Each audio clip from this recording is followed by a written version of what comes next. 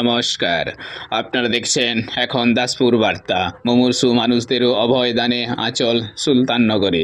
পশ্চিম মেদিনীপুর জেলার দাসপুর 1 ব্লকের 5 বেড়িয়া জিপি এলাকায় সম্পূর্ণ মহিলা পরিচালিত সমাজসেবী সংস্থা আঁচল কোভিডকালে মান্যবর মানব হিতৈষী ঈশ্বরচন্দ্র বিদ্যাসাগরের ভাবধারায় গড়ে ওঠা এই সংস্থা শিক্ষা, স্বাস্থ্য, দুস্থদের বস্ত্র, বন্যার্তদের রান্না করা আহার প্রদানের সাথে অসহায় মানুষদের সাধ্যমতন সাহায্যদান এবং মুমূর্ষু মানুষদেরও জীবন সুরক্ষায় স্বেচ্ছায় মহতি রক্তদানে প্রয়াসী হয়েছে।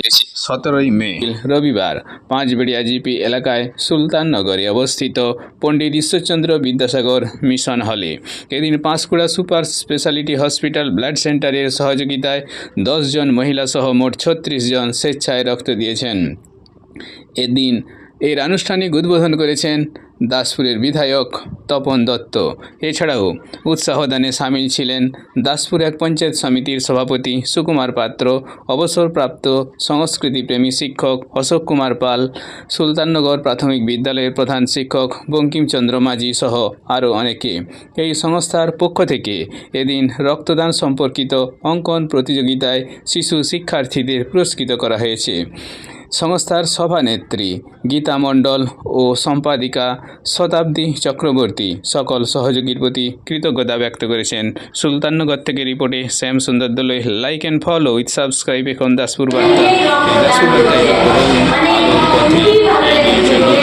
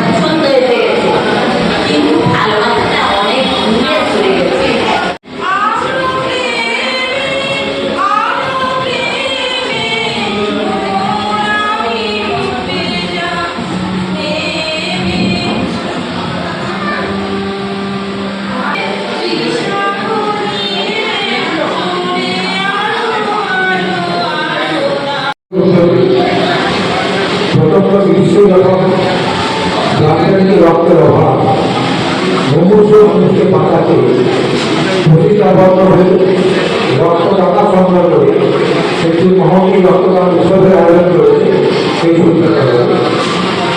তাদের কর্মকর্তারা যারা আছেন এবং ভবিষ্যৎ সহ বাড়ির বিভিন্ন প্রতিক্রিয়া অপেক্ষা করলেও যারা শুধুমাত্র রক্তদান শিবির নয়, সারা বছর ধরে মানবিক দৃষ্টিভঙ্গি নিয়ে বিভিন্ন প্রকারের মধ্য দিয়ে দুস্থ দুর্গত মানুষের পাশে দাঁড়াচ্ছেন এবং এই মানবিক দৃষ্টিভঙ্গিকে সমর্থন জানাতেই আপনাদের আহ্বানে সারা দিয়ে আমরা উপস্থিত হয়েছি।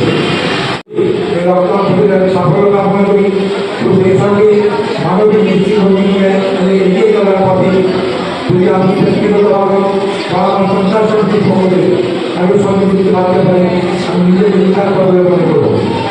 উৎসাহ ব্যঞ্জক কথা বলার মানুষের অভাব আছে, সেই দিকটা উনি বল করেছেন এবং আমরা উৎসাহিত হয়েছি। একটু আগে কথা হচ্ছিল ডিসপ্লেকে সুন্দর শিখিয়েছেন, সাজানো তো যায় না, আরও তো উৎসাহ উদ্দীপনা পাই বলে ভালো লাগাটা তৈরি হয়। ঠিক ঠিকই বলেছে। আসলে এটা আমার স্কুলে ভালো করে বসেই শিক্ষা হয়েছিল, তাই তো আপনারা প্রথম একটা আপনাদের উৎসাহ ছিল যে একটা কিছু করবো আমরা। আমার মনে হয় তখন খুব কয়েকজন ছিল, হ্যাঁ, তারপর তো আমি এখন দেখছি তো অনেক বেড়ে গেছে আপনাদের প্রসার অনেক ঘটেছে, অনেক লোক যুক্ত হয়েছে। আমি জানি না আরও বাইরে আছে, এখন মেম্বার হবে। তাই আমাদের এই সংখ্যাকে সমাজকে এগিয়ে নিয়ে চলে তারা আমাদেরকে আঁচলের মধ্যে আশ্রয় দিয়ে রক্ষা করছেন। এই আঁচল নামটি অত্যন্ত সার্থক।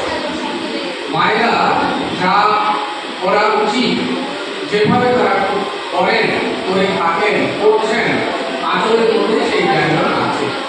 আঁচলের আরেকটা রূপ আমি দেখেছি, সেটা হলো যে আমার বাড়ির পাশে মানসিক প্রতিবন্ধীদের একটি প্রতিষ্ঠান আছে, পূর্বের চালক। সেই বেচারারা যে কি কষ্টে আছে, আঁচল বছরে কয়েকবার দিয়ে আঁচলে যারা আছেন তারা তাদের স্বপ্ন মতো তাদের পাশে গিয়ে এটি আমার খুব ভালো লেগেছে। আপনারা এগিয়ে চলুন। আমাদের স্বেচ্ছাসেবী সংস্থা যশোর বিধানসভা মানবিকার কেন্দ্র আপনাদের পাশে থাকবে। আমরা সেই বার্তা গত বছর দিয়েছি এবং মায়ের আচরণ ছাড়া আমরা নিরাপত্তা বোধ করতাম না। ধীরে ধীরে বড় হয়েছি, কিন্তু সেই মায়ের আচরণকে আমরা আজও ভুলে যেতে পারি। 2019 সালে এই সংস্থাটি যখন জন্ম হয়, সেই জন্ম লগ্নে আমি ছিলাম না। প্রায় 1 বছর পরে আচরণ সম্পর্কে যখন আমি অবহিত হই এবং আচরণের কাজকর্ম সম্পর্কে জানতে পারি, তখন মনের মধ্যে একটা আলোড়ন সৃষ্টি হয়।